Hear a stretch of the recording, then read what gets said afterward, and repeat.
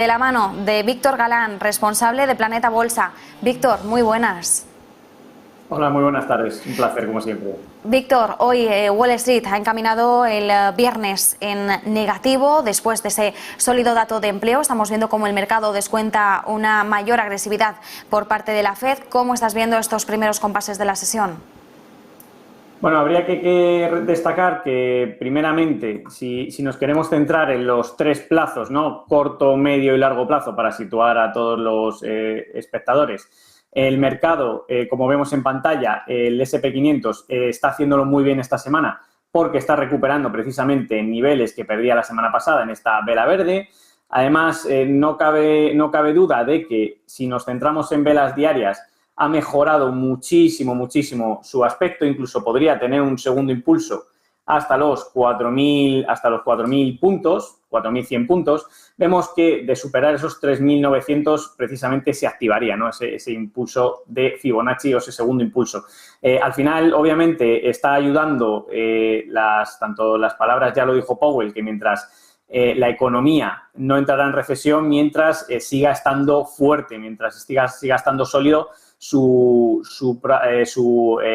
tasa de desempleo, ¿no? Si hay muchísima gente trabajando, es algo que está beneficiando precisamente al mercado americano, y de ahí que veamos en estos últimos días el rebote. Sí que si nos centramos todavía en el medio plazo, tenemos una situación un poco complicada porque los niveles en el S&P deberían superar los 4.150 para volver a ser positivos. Veamos en pantalla cómo lleva una caída bastante agresiva desde precisamente los 4.800. Y, bueno, revisando un poco también el entorno de largo plazo, ¿no? En el medio-largo plazo, sí que podemos ver que pues, el S&P no ha corregido hasta niveles COVID. Obviamente ha hecho un mínimo por debajo y estamos en un mercado bajista, pero hay síntomas para ser positivo. Primero, porque se ha reducido, como decíais vosotros, la tasa de desempleo a una velocidad brutal.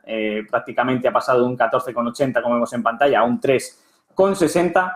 Y porque además, bueno, el número de acciones que tenemos en media alcista actualmente es muy bajo, y desde precisamente estas zonas tan bajas es donde se suelen empezar a ver rebotes. Hablo en el medio y largo plazo. Así que podemos estar ante posibles zonas de congestión para rebotar en el futuro o en los próximos meses. Bueno, Víctor, por otra parte, otro de los temas de la jornada, por supuesto, es lo que está sucediendo en las divisas, concretamente en el eurodólar. Estamos ya cada vez más cerquita de la paridad. Hoy hemos visto incluso al eurodólar cotizar en el 1,007 dólares, muy cerquita, como decimos, de ese nivel de la paridad. ¿Cuándo crees que podríamos verlo? Porque, o bueno, más bien la pregunta podríamos enfocarla de otra forma. ¿Qué es lo que tendríamos que ver para que, pues, efectivamente se produjera esa paridad que ya parece inminente? Efectivamente, la paridad parece inminente y probablemente se acabará traspasando esa barrera del 1, ¿no? Esa barrera psicológica, ¿no? ¿Por qué? Primeramente porque ha perdido soportes y está en mínimos anuales. Ha perdido el 1,03, que era el soporte que dejaba en 2017, desde donde rebotaba fuerte.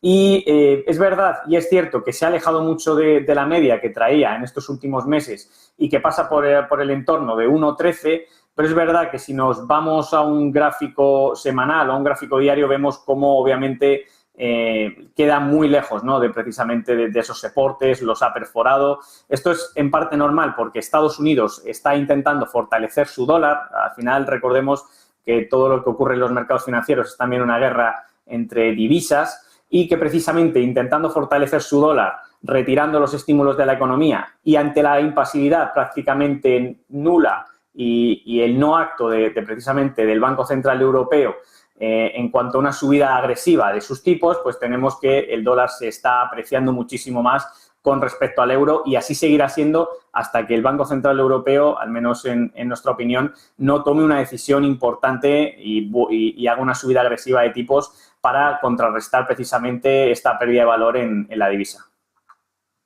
Mientras tanto, también estamos muy pendientes de la evolución de la libra, sobre todo después de la turbulencia política con la que cerramos la semana, más allá de la dimisión de Boris Johnson, por supuesto, el asesinato de Shinzo Abe, el ex primer ministro japonés, pero poniendo la mirada en Reino Unido, veíamos cómo realmente la salida de Boris Johnson, aunque se mantenga, él dice que su intención es hasta otoño, pero bueno, hasta que se mantenga el tiempo que sea en Downing Street, la dimisión ya está sobre la mesa, la búsqueda de un nuevo primer ministro ya está en marcha, pero veíamos ayer, por ejemplo, por el comportamiento del FTSE de Londres, cómo esto pasaba sin pena ni gloria por los mercados. En el caso de la libra se veíamos una primera reacción después de la dimisión de los primeros ministros, pero después veíamos cómo volvía a estabilizarse. Sin embargo, si comparamos el desempeño de la libra frente al dólar, citabas esa fortaleza del dólar, también la estamos viendo frente a la debilidad de la libra. ¿Qué es lo que podemos esperar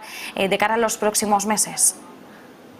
En el caso de la libra, con respecto al dólar, pasa un poco similar. Mismo caso que el del euro, no ha perdido mínimos. Esta sí que es verdad que todavía mantiene muy lejos la lucha por la paridad, ¿no? Porque está en 1,20 actualmente cotizando. Pero, como vemos, ha perdido los mínimos semanales, le queda solamente por debajo el 1,1392 y como soporte la resistencia 1,26. Mismo caso que para Europa, no ha tenido el Banco de Inglaterra una decisión de tipos agresiva y común constatada. Al final lo que tenemos es una política muy agresiva, muy severa de la Reserva Federal, que ha impuesto el dólar y que ha hecho precisamente que caiga la libra dólar por esa debilidad de la moneda inglesa. Como vemos ahora mismo, tendríamos que vigilar los 1,13, como digo, 92 y cuidado con que en algún momento pudiese haber rebotes, pero no serían del todo fiables hasta que no superaran el entorno de 1,2660. Víctor, por otra parte, mirando ya compañías y concretamente mirando al viejo continente, hoy hemos tenido ya la confirmación por parte de Uniper, la compañía alemana, de que va a pedir el rescate al gobierno alemán y, entre otras cosas, le va a pedir pues que entre directamente en el capital con una posición y un paquete de acciones importante. De momento es la primera víctima colateral, lo decíamos hace un ratito, en el mundo empresarial de este corte de suministro de gas ruso hacia Europa. No sé si podrían venir todavía más. Sí, podrían venir otras compañías, claro, que tuviesen que afrontar todo este tipo de situaciones, al igual que en su día ocurrió precisamente en los mercados de shipping, en todo el mercado de logística, en el que se ha complicado muchísimo también por los cuellos de botella que había en China. Actualmente también, obviamente, la situación del gas está siendo muy deteriorada y hemos visto a muchas compañías reducir sus posiciones y sus beneficios precisamente en este sector. De hecho, el sector de la energía es uno de los que más ha caído en las últimas semanas y la verdad que es uno de los que peor lo está haciendo, pese a que en la actualidad rebote, ¿no? Si le echamos un vistazo al sector de la energía en Europa, hemos visto que ha perdido su media en los 320 puntos y actualmente solamente estaría positivo por encima de precisamente estos 320 y debería superarlos y no hacer una resistencia, ¿no? Parece que ahora mismo las velas están intentando dejar cierta dificultad al intentar superar ese muro y caídas por debajo de los 292, 293 puntos en el sector del Eurostoxx de 600 de la energía sería muy peligroso para precisamente ir a una decadencia, ¿no? O a una posible recesión europea y con problemas estructurales como es el caso de la energía.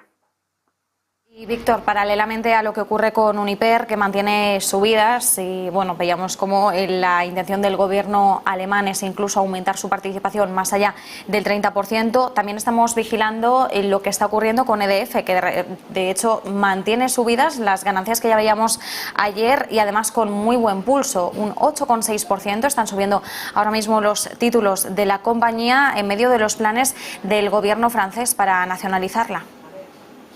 Sí, la verdad que muy buena pinta de la eléctrica francesa, porque actualmente cotiza en 9,70, venía de una semana muy complicada en la que tenía que además demostrar que precisamente se iba a empezar a comportar mejor que su media y ahora mismo todos los focos están puestos en 8,49, que es el punto donde no debería perder. Si lo miramos, como digo, en diario, subida muy fuerte que venía precedida ya de subidas anteriores, precisamente del lunes, del martes, del miércoles.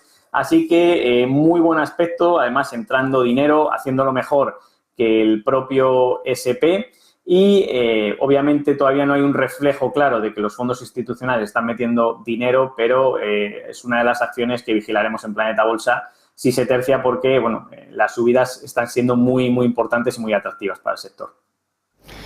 Nos quedamos, por tanto, Víctor, con ese análisis. Muchísimas gracias y buen fin de semana.